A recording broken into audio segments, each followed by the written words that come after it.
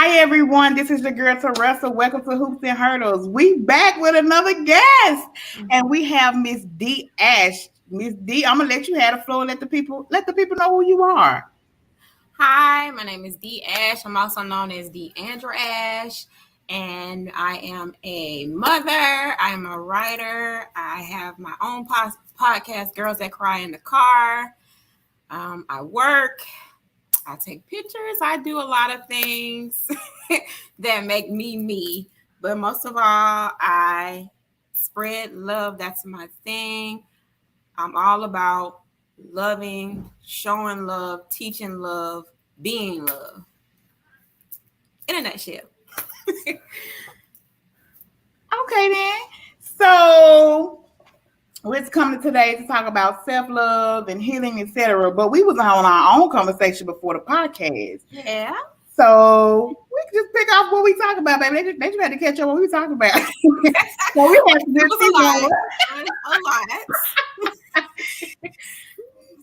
So at first we started talking about, grieving, because you lost your father, I lost my mother. So do you want to elaborate more on how you felt when you lost your father?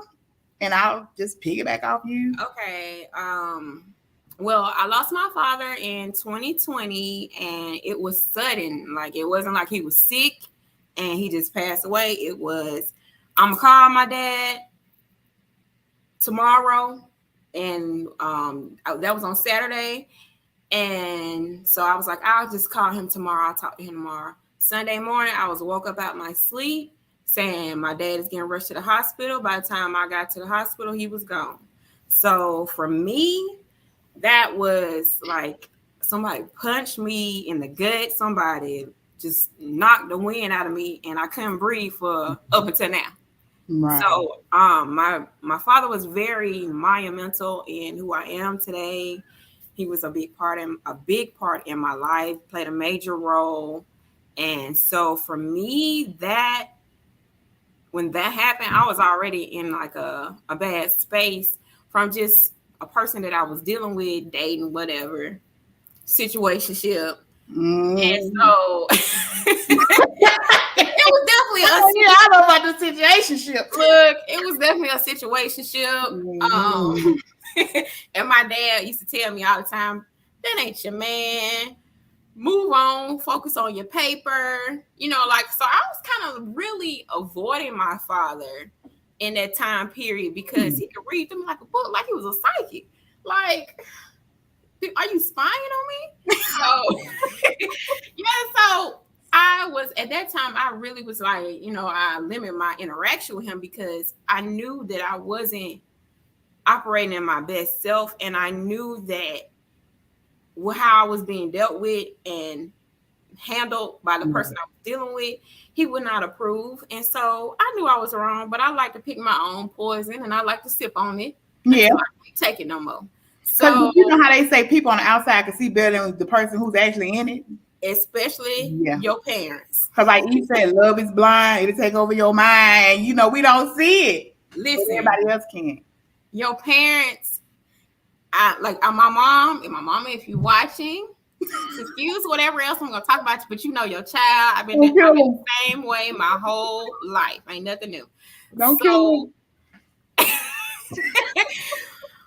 Just basically your parents know, like, I really take heed to what my mom tells me about a person, and I really take heed to what my dad used to tell me about men. Like, I really operate like that now. So it's very important to listen. And then even your friends, not everybody is hating. People really be wanting to see you win. And so sometimes you gotta learn how to take advice from people. I'm the opposite. Like I told you, my father wasn't in the home, and that I didn't know what the situation was until after my mother passed, and I read her journal, knowing that he didn't want me. He wanted an abortion,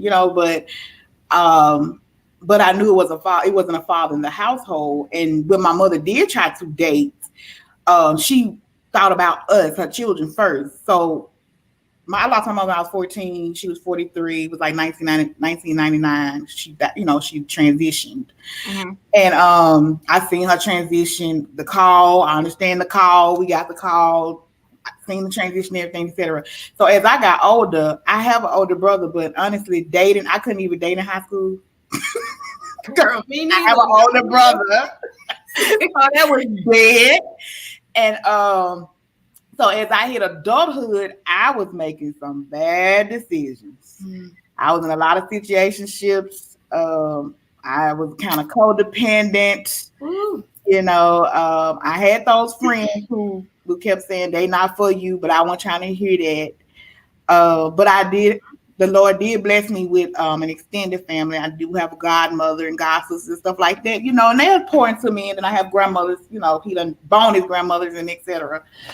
But just life general, it was hard for me as early 20s going into my 30s. Dating was, I'm like you, I was drinking a lot of poison. But it's good going down. Russian roulette. It's good going down. The poison is good when you're sipping on it.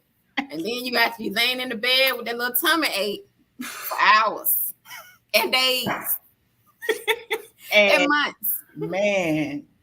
So I just try to pour into others, like the ones that come behind me, what I've learned. Because as they say, everything that glitters not gold at all. And you have to be mindful of who's in your circle, who comes around you, who's attached. Because some men just some men see you as vulnerable, and they just want to find a sugar mama or somebody to take care of them. And I wasn't that sugar mama, but some women are. Yeah, some women are. And just playing off what you said, like there are men, and I'm not just gonna put it on men, but it's women too, that'll feed off you. I call them like vultures. They'll feed on your spirit, just keep picking at it until they get full, and then you're left with nothing. Your plate is empty. So I mean, I've had plenty of situations where, like you said, I was codependent on a man. I dealt with treatment from a man that I knew I ain't had no business dealing with. But because I did not feel like I was worthy, or I did not feel like I was good enough to receive better treatment, I stayed. And I allowed that treatment to continue until I just was miserable and I couldn't take no more. Yeah. And I feel as though that brings a lot of trauma. And that's where you have to learn how to separate yourself. But if you're not taught mental health or don't know nobody else before you, because everybody like, oh, just pray about it, it'll be all right. No, you need really more than prayer. You put your feet on the ground. You gotta get that feeling. You gotta get grounded. You need to do. So, like I was telling you, what made me start this podcast was from a dude. I was like, what is wrong with these men? Like, let's talk about this. What's wrong with them? They don't want, if they feel like you're too strong as a woman, they will, some, not gonna say all, if they feel as though you're too strong, they don't want that. They want you to water yourself down. Sir, you don't know our story and why we where we are. What I think is I had a hard time understanding that people are people. And a lot of the stuff that I endured, I had to be accountable for.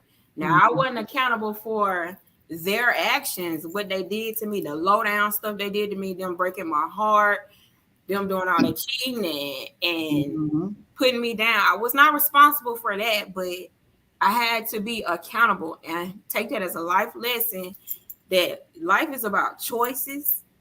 So I chose to stick with that man and I got that treatment. Yep. And also just the type of men that I was attracting, like the energy that I was putting out. Like I like to always say, like, your thoughts, your words, whatever you're speaking on a regular basis and constantly putting in your mind, that's what you're manifesting. That's what you're bringing back to you. That's the quality of man. As rest in peace, Kevin Samuels used to say, a high quality man. he was right in certain aspects, not all, not even 75%. But in certain aspects, the energy that you put out, that's what you're gonna bring back. So if I focus on, oh, these men ain't nothing. All they do is lie, and cheat. All they want to do is have sex with me. All they want to do is lay up on me. That's all I'm gonna keep attracting. Yeah. And for like my 20s, I don't care if I dated an older man or not. If I thought I was getting a better man because he was older, I would still keep attracting that type of man because my energy and my thought process was not right. And it was because I had not healed myself. I had not did the work. I had not put in the self-love to even know my worth. So yeah, I used to share a million memes of stuff that was relatable to my situation, to what I had been through, because I could relate. What a meme, baby. We be eating up the memes. Baby, as soon as I see the meme, I'm like, oh, that's him. That's him. Post. So like I really, over this past year, I really had to discipline myself just to change the way I think, change the way I look at things, change the way I look at other human beings, and even the material that I'm reading. Because if you really think about it, if you posting on memes all day, every day, you are literally reading that in your mind, and it's still manifesting a thought and an action and energy. You have to be mindful what you read, what you watch, even what you eat. Man, and even in your circle, you have to watch. I can't even listen to certain artists no more because it attracts certain energy. Keisha Cole, Mary J. Blige, those are like I love them, but those are like my seasonal artists. Because if I'm not in that season, I can't listen to them. Because if I'm like, right now I'm in a good place, I can't listen to no I should have cheated. I mean, I can't listen to all them heartbroken songs over and over.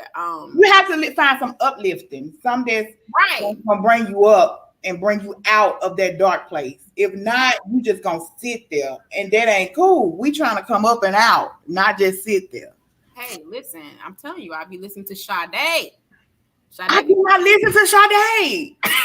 What? My brother loves Sade, but she depresses me. I don't know if it's the music or what it is. So you gotta slow down. You gotta slow your energy down just a little bit.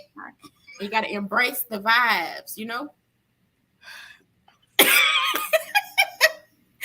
Listen, okay, well, push Sade out the way. I do something like Kim or something like something. I cannot do Sade. Yeah, I mean, it's okay. Sade is not for everybody. I know I'm a little different. No, that's your taste. You know, I take my taste a little different. That's you. Whatever makes you slow you down. Yeah. Just different artists though, in general. You know, Sade does have certain songs. Now, certain songs, Sade do kind of take you to a little dark place, but you just, you know, every artist got that little catalog where you just need to let it go to the left. But for sure, Keisha Cole, if I listen to her on a regular basis, I will never have a man. Keisha Cole had you with a wine glass in your hand crying. So I mean, never. But that's my girl, though. That's what I'm going through a breakup. Fantasia, Keisha Cole, everybody. Mary J. Blige. Now, I still like Mary J. Blige, but, you know, I understand the levels of her music because I write poetry like that. When I'm going through something, I write anything. I might take pictures like that to represent the mood that I'm in. So I can understand her music from that aspect. I feel like maybe I probably could listen to Sade if I'm in a spa, you know, relaxing, you know, something like that. But if I'm in a mood, I know. But if I want to be relaxed, I'm gonna try. We're gonna let you know. I'm gonna try. Sade is not for you. Just listen to some Patty. It's okay. Oh, see, Pat, now that's my girl. I can be Pat all day. Her and Aretha. Yes. Okay. So I know you we was talking earlier and you was talking about how as a mother you cry in the car.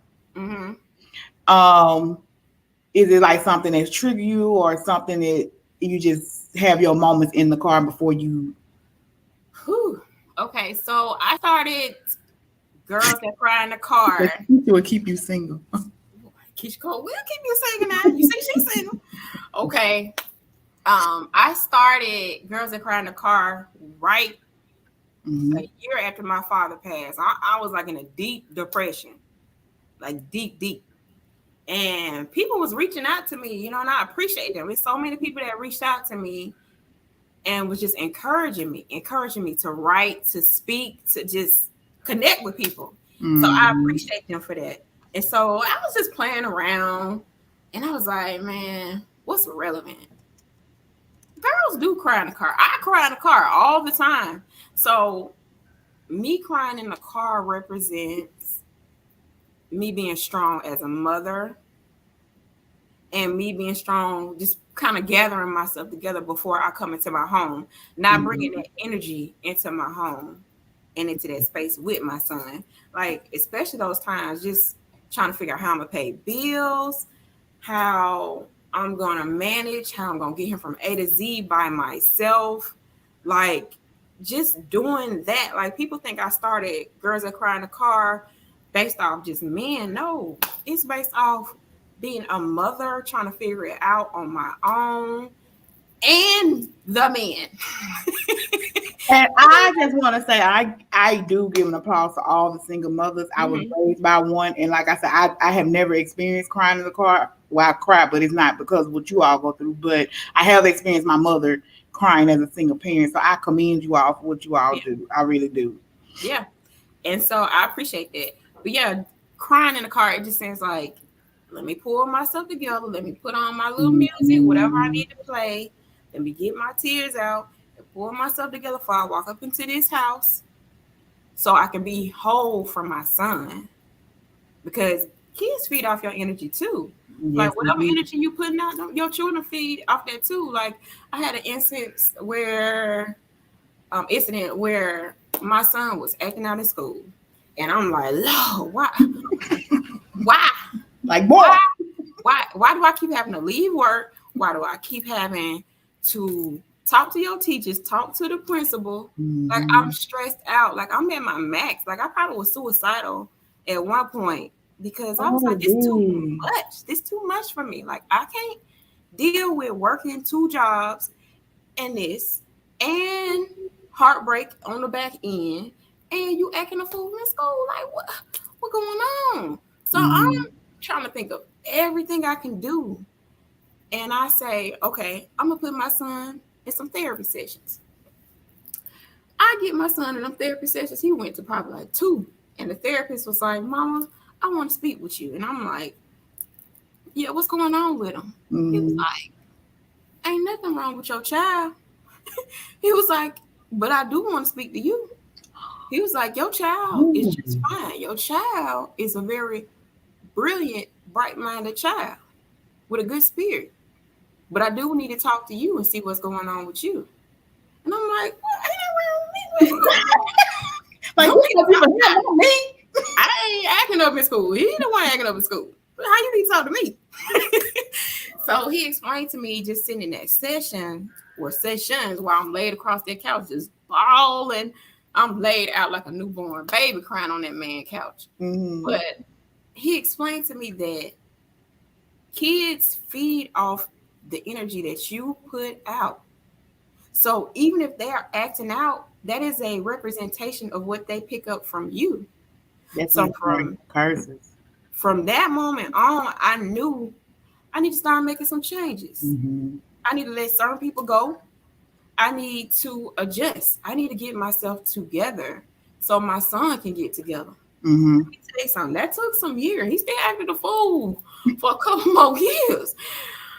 Yeah, because I had to do the work on myself in that process.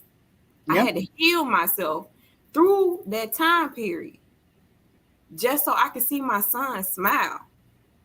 Oh my. Like, that's why I push healing and self-love so much because I see so many people just off Facebook down my timeline Yeah. who are broken, who are going through things. It don't matter what you post. It don't matter how many pictures you smiling on.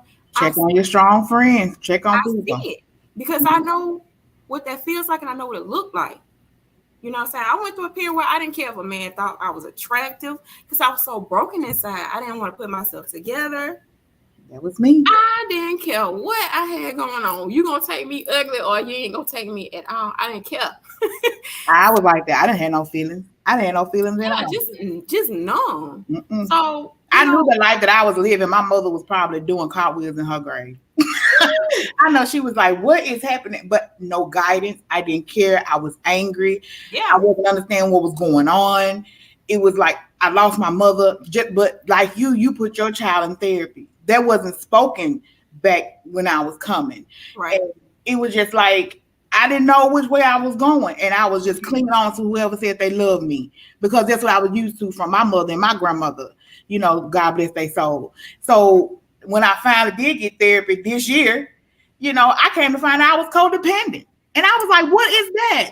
Ooh. And, you know, she said, my therapist told me I became codependent at the age of 11 when Wow. my mother was diagnosed with cancer. Wow. And she was like, and I had to do the work. And self-healing, when I tell people that is amazing feeling, you don't know how much Ooh. weight you have on your shoulder until you go through that healing process and do the work. Because honestly, faith without work is dead. So once you Right. actually do that work, and I commend you because you have a kid. And I already knew I wasn't, a lot of people don't even know I had a miscarriage.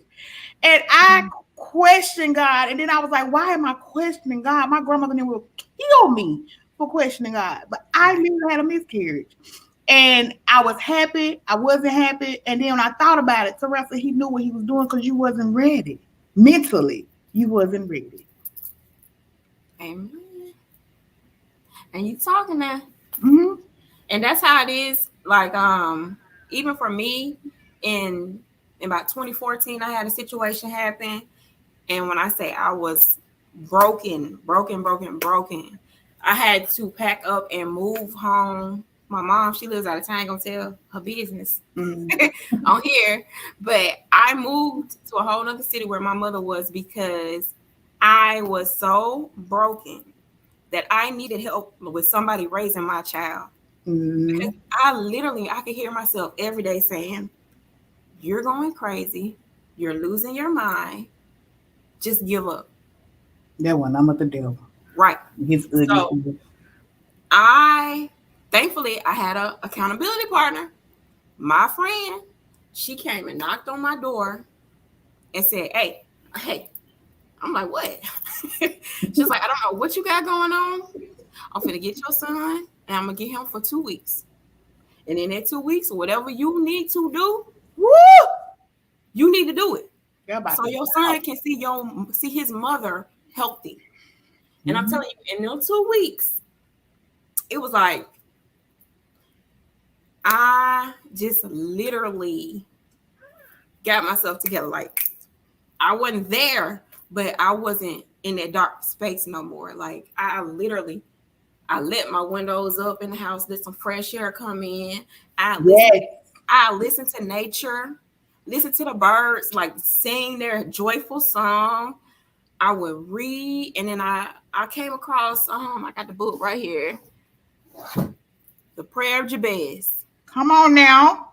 And so I read this book to myself every day, and it was just talking about how people manifest things through prayer and believe, even though it's not there, they believe that it's going to happen. No matter how bad it is, no matter what you're lacking, they believe that that's going to happen. Yes, Lord. That was the first book I came across. And then it's just like God kept sending me different things. I might get a Maya Angelou book over here, and Lord knows, I know why the cage bird sing. I listened to that book at least, the audio book at least 4 times. Mm-hmm. And just hearing somebody that I admire have the same story as me and be where she is now, got a whole quarter after her. And so that's empowering to me. That's what brought me back to myself. So I I, picked up and moved where my mother was. She helped me with my son. I was working, but man. every day I shut the world out. And this is what I tell people all the time. They be like, well, what do you do to de-stress? Like, what do you do? I meditate every single day. Mindy. Before I started my day, I got on my pillow, I have a meditation pillow, and I would sit in front of the window and let the sun hit me, and I would Mm. pray, I would cry, whatever I needed to do, Yeah, surrender. and then start my day. I went down that suicide path. Mm-hmm. Oh, I was suicidal. But the Lord had people in my path when I was suicidal. Um, I know I have purpose, and you have purpose also.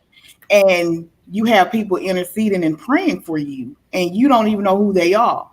And it touched me when you said that someone came and got your son so you can get yourself together. Like Ty said, the enemy started whispering, but God. Mm-hmm. And I'm still there with that but God. I understand that do not disturb. I'm like that. Me and Ty was just talking about these. I'm not with the drama. I don't care what nobody else got going on in their life. Because when this peace that I'm tasting, I it's amazing. Because when you have gone through so much hell and the devil have been trying to kill you before you even seen what the earth looked like, Mm-hmm. when you finally get the taste of that peace, you Mm-hmm. don't want no chaos in your life. You don't want no confusion in your life.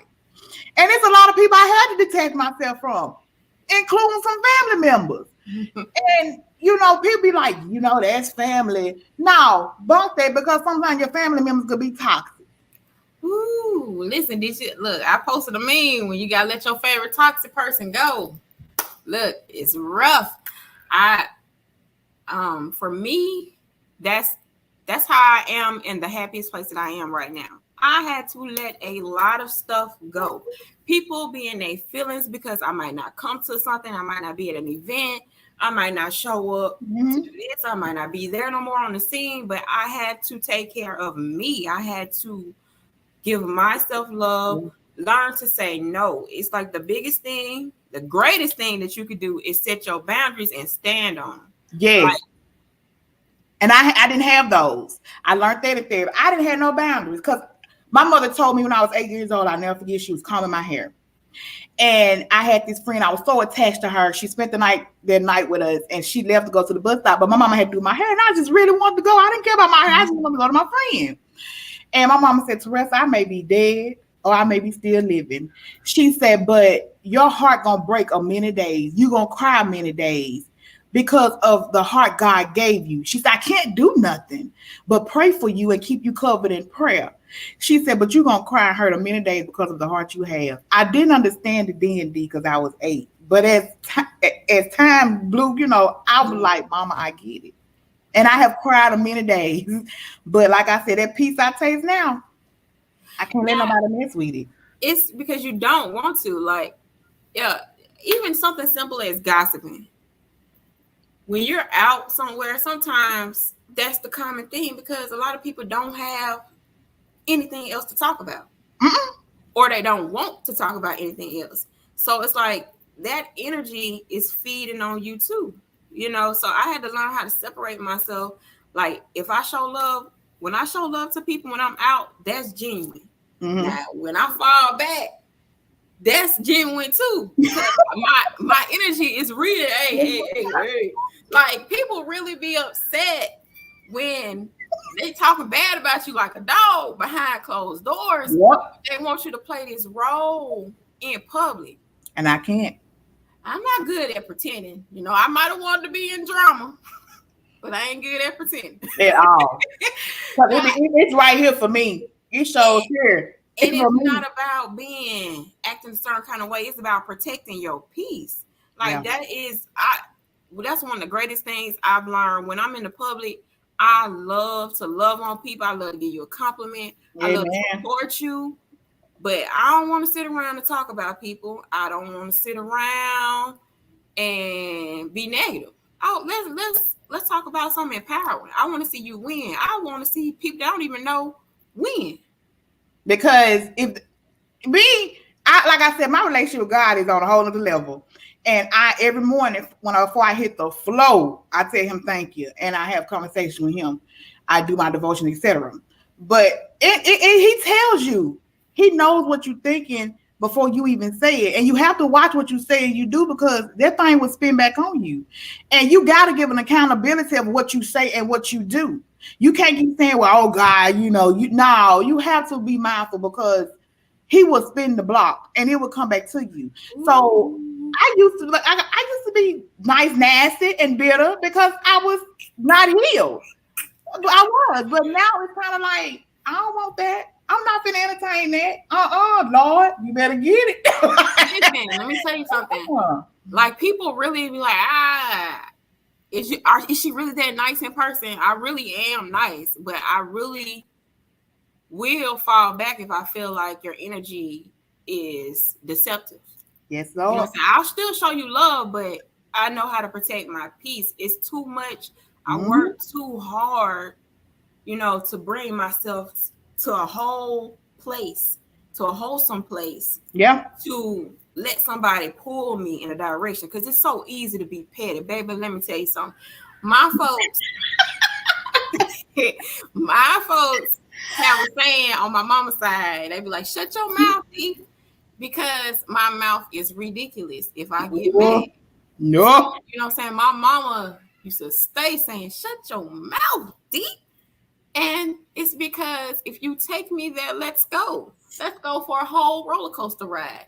So it's like, for me now, I've been through so much. I've literally pulled myself out the trenches. I am not gonna let nothing petty or drama filled take me back there. Like, I worked too hard for that, and that's why that's always what I'm trying to tell other people. I'm not trying to tell people how to live their life. I'm not Right. trying to judge you, but I know what works, and it's other people that know what works. Like, sometimes you just got to take heed. And my mouth was fire. And I tell people, you would rather for me to slap you than me open my mouth, because I'm going to cut you with my words. And after I got older, I'm like, Teresa, what was it worth the time? Because I would really hurt you with my words. And you would rather, I would rather you to, but now I try not to put myself in that position or an environment where I have to take myself there. And if I feel that I am in an environment like that, I'm going to remove myself. Right. I don't have time. I get it. It's entertaining. If you bored, let me tell you something. Some mess will always entertain you, for sure. But right, at the end of the day, are you peaceful? Are you at peace? Because mess starts from troubled spirits. I meet so many troubled spirits. You ain't finna pull me there, baby. I done elevated. I done did bank head bounce 10 times up here, okay? You ain't finna pull me back down there.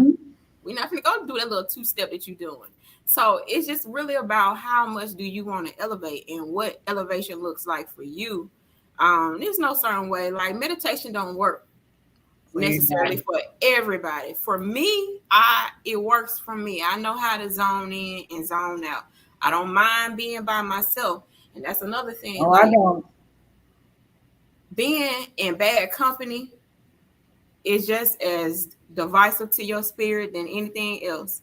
I mean, learning to be, really for me, self-love is learning to be alone and learn yourself, learn the good, the bad, the ugly, and embrace it and be okay with it. Like, I can entertain the heck out of myself. Like, for me, dating is an extra because it's like, I enjoy my own company. So, you know what I'm saying? If you coming in, look, hey, you gonna be in good spirits or you gonna be out? So if you had to be a book, what would you what title would you name your book? If you had to be a book, what would be your title? Okay, well, I do have a book that I'm working on, and so I'll go ahead and just do that one. Coming from where I'm from. And that's just really everything, from the good, the bad, the ugly. Like, people see me smiling in public, but it's been so much work behind the scenes that got me to that smile. Mm-hmm. You know, I don't smile when I ain't happy. It look fake. So I don't do it. But you know what I'm saying? Now that I am in a good space, like I definitely would say it is coming from where I'm from. Like I literally been to hell and back. I Well, got a tour guide. but I think if I would have to be a title of a book, I said I would be resuscitation. Ooh. Because Okay. you know you flatline, they have to bring you back. You flatline, they have to bring you back. Right. And that's how my life has been Oh, since that's I was it. 14. I've been flatlining and the Lord had to bring me back. I've been flatlining and the Lord had to bring me back. So I felt as though if I had to be a title of a book, it would be resuscitation. Okay. Yeah, that's heavy right there. Hey, that could be my title too. Just Mhm. woo, woo, woo, Yeah. floating. Because people will look at you like you see a cover of a book and you would think people have it all together, but inside you be tore up. Because I can put Up. myself together, but inside I be tore up. Let me tell you something. Let me tell you. Look, people really will see you and say, "Oh, you're so strong, man. You're so strong. I wish I could be strong like you." And I'm thinking to myself, baby, that take work. That take Yes. prayer. That takes discipline. I had to discipline myself. Like I had to walk away from things that felt so good to my flesh, that felt Mm. so good to my ego, that was comfortable for me, just so I could get to that strong point. Because, whoo, let me tell you, strength that comes from trials and tribulations. My Lord. I'm talking about that come from them situationships that we was talking about earlier. Yes. Who, what? Anything I post, trust me, I done been through it. Yeah. I ain't just talking about something I thought about or may think I know about. I'm talking about stuff I know. Let me tell you. And I pulled myself from social. Well, I didn't pull myself from social media. The Lord pulled me off of social media a couple months back. He kept saying, you know, get off. I need your attention. And you know, I went and deleted a lot of people, like a lot of friends. And he was like, "That's not what I asked you to do." I said, "Get off." But when I actually got off, you could hear him so clear, and it was like so much was just coming to me. So I post, but it mostly about my podcast or courageous, or I post a picture, something encouragement. But just to be on there scrolling like I used to, like I don't. That's not in me no more. Like you said, pick up a book. You know, pray. You know, give time with God, meditate. That's where I be, or sleep. Let me tell you something. It don't even have to be a certain thing like that. Like some people, for them, is going to church. Some people, it's meditation. Some people, is like for me, I like to dance in my living room every morning before I start my day. Yeah, it might be the Hey. bro. You know what I'm saying? You'll be surprised what I listen to. But I get my energy together because I work for a bank. So I already know people gonna be upset all day long. I'm pulling all that Mhm. energy all day long. I go ahead and get myself in place so that I can be in good spirits and I can keep myself together. But that doesn't just apply for work. That's for any part of life. Like any part. Do what makes you happy. Like even the post I posted earlier today talking about I walked away from a relationship. Hmm. I wasn't happy. Okay. Even if the man was good, I was not happy. And I wasn't happy Mm-hmm. before I met him. I wasn't happy after I walked away. Yeah.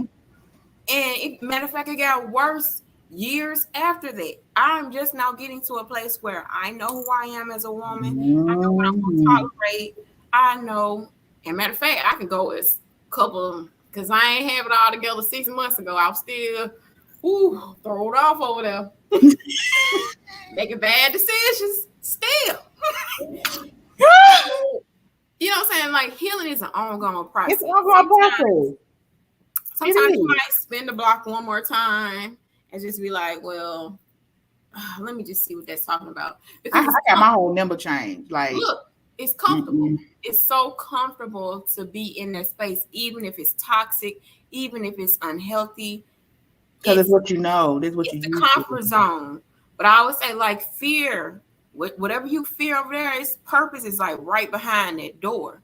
It's something trying to keep you away from being over there and And you open. have to block out those distractions because a lot of your distractions keep you from your blessings. Your blessings. Mm-hmm. It hinders a lot of your blessings. And I learned that. And once you let them or ask God to remove you or keep them distractions away from you and keep you focused on Him and what He has for you, you'll be amazed at the doors that He opens for you. I could sit here and I could tell a whole testimony right now, but God said no. So I'm not going to do it. But just telling God to keep you focused, and baby, listen, y'all, we really free flowing this podcast, but these are Yep. real life experiences, and some of y'all are facing, and it's okay to say no. It's okay to set boundaries. It's okay to block out those distractions. It's okay to shut your mouth. Because everything don't need to be told, everything don't need to be spoken. Because God put me in a shut up season. I'm kind of still in a shut up season. Ooh, I And when just came God out says of shut up. it.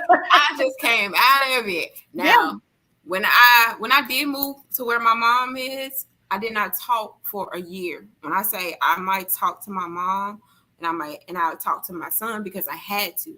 But I did not speak or communicate with people for a year because I really had to get myself together. Like, it's either I'm gonna go commit myself in this mental institution because I know I'm at my breaking point, or I'm gonna silence everything Mm-hmm. and cut everything off and get myself together.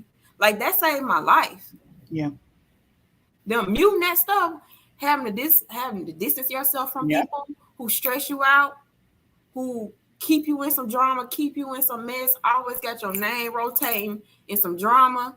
You need to distance yourself from them because your peace, your mental Mm-hmm. is at stake. And I know a lot of people don't want to hear this, but even the people who have had your name in mess, or even people who don't scandalize your name and talked about you, forgive them. Watch your Yeah. hands, because Look, once you forgive them, baby, that's no longer your problem. listen, it was people that had my name and stuff, and I felt like I had to defend myself. Every little turn I had to defend myself because that's not me. That's not me. They can't speak on my character. They can't um just talk about me like that and me not say nothing. Like, Mm-hmm. that was my thought process. I gotta defend myself. I gotta defend my honor. That's my Mm-hmm. legacy. That's what I'm saying. We live But and we learn. in that whole time of me trying to defend myself, people looking at me like I'm unstable Mm-mm. because I'm erratic. I'm trying to defend myself, and they got this story over here, this version, and I'm Mm-mm. trying to tell this version. And of course, people like, somebody lying. And the most unstable seeming person is usually deemed the liar. So, really, in the nicest way, I learned to say, man, bump them folks. Yeah. Stop worrying about what people say about you. Stop worrying about Don't what worry people. about them clicks. You You gotta do ain't. what you You gotta do should what want to makes be you set happy. apart. And I tell people I don't have to be a part of no clique because I'm a king's kid. I'd rather be a royalty kid than be a part of a clique, baby, any day. Um, so don't worry about what people say. You don't have to fight yourself. Fight your battles. God will do it for you. I had to learn that too, because like I said, I had that mouthpiece and be ready to fight. But now like I said, I put myself in situations where I don't have to go through that. I'm at peace. Peace we all should want peace right now, because how this world going, I think we all should want some peace. But before we close, what advice would you give an individual who just can't let a person go, or a certain thing that just keeping them bound? What advice would you give them so they can move forward before I'm we gonna show close? I'm gonna show y'all something. This book was gifted to me when I was at my lowest. It's just like a little journal.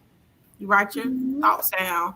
I use this journal as what people would do as like like manifesting something, or a prayer book, or whatever you want to call it. I wrote my prayers and what I wanted to be, the woman I wanted to be, in this book. And thank you. Shout out to Rain. If you're watching, if you're not watching, I love you, girl. She gifted this book to me when I was at my lowest. And none of that stuff came true when I wrote that. And what I got from that was I wasn't ready for that stuff to manifest. I had so much work to do. From the time I wrote that, I probably wrote something 2019, 2020. And it's just not happening now because I'm in a space. I created a space of healing and self-love for me to receive it. You block your blessings, you block whatever you praying for by staying in that space, being comfortable, not moving your feet, not letting go. Like, I feel like not letting go held me from the life I wanted to live for years. I wanted to hold on to what made me feel good, made my flesh feel good, made it's what I thought my heart feel good.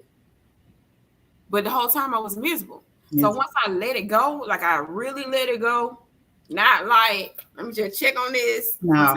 Time, see what they doing, let it go. Turn it over to God. You got let it go. Like, I'm done with this.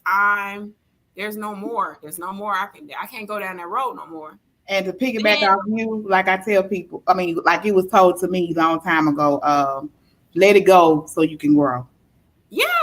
As soon as I let it go, it was like trickle blessings, like what is song, melodies from heaven. Like rain down, let it rain, clear it out. All that came in. What we saying is, let it go, you guys, so you can grow. Turn it over to God and let Him handle it. You have to let it go. You have to let it go. That's with relationships, friendships.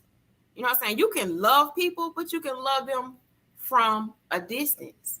You don't have to fall out with people that you love, but just learn to distance yourself till you are strong enough, you are full enough to operate in a space with them. Like, yep, it's what it is. Sometimes you have to consider yourself first, and that's what I had to start doing. And they go for friends, family. It don't matter who it is. If it's toxic, it's okay to isolate yourself, and it's okay. You can forgive them, deal with them from a distance.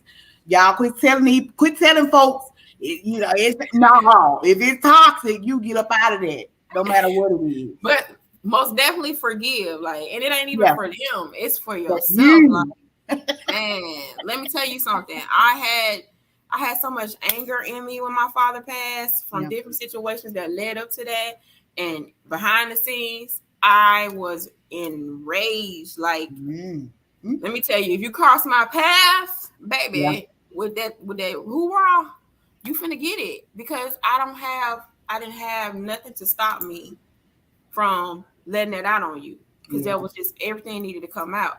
So, I had to forgive even in that situation. I really had to forgive.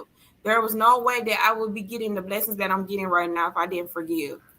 And I told one of my friend girls a couple months ago, I was like, God never gave us instruction on how to forgive. He just said forgive, because forgiveness is for you, not them. So if you have to write a letter, if you don't even want to tell them verbally, if you have to write a letter, if you have to text, it doesn't matter. Long as you forgive, that's all that matters. Oh, I'll write a letter real quick. I'll write a poem.